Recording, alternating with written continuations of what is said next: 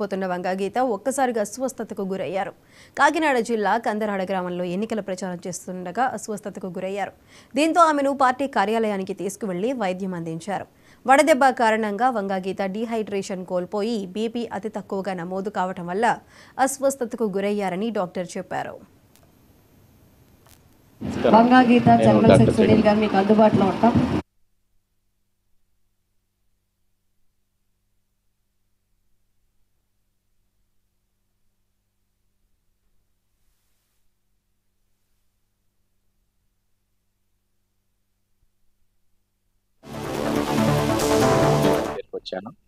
వచ్చి చూసినప్పుడు టెంపరేచర్ ఉండడం, తర్వాత వడదెబ్బ కారణంగా ఆమెకి డీహైడ్రేషన్ వచ్చి ఎలక్ట్రోలైట్స్ అవి కొంచెం తగ్గడం, బీపీ షుగర్ ఆవిడ కండిషన్ కొంచెం ఫ్లక్చువేట్ అవ్వడం వల్ల ఇమీడియట్గా ఐవీ ఫ్లూయిడ్స్, ఇంజెక్షన్స్, యాంటీబయాటిక్స్ ఇచ్చి ఆమె కొంచెం కండిషన్ స్టేబుల్ చేయడం జరిగిందండి.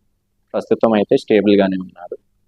అయితే 48 అవర్స్ ఈ వడదెబ్బ కారణంగా మళ్ళీ ఎండలో తిరగొద్దని 48 అవర్స్ కంప్లీట్ బెడ్ రెస్ట్లో ఉండమని అడ్వైజ్ చేయడం జరిగింది.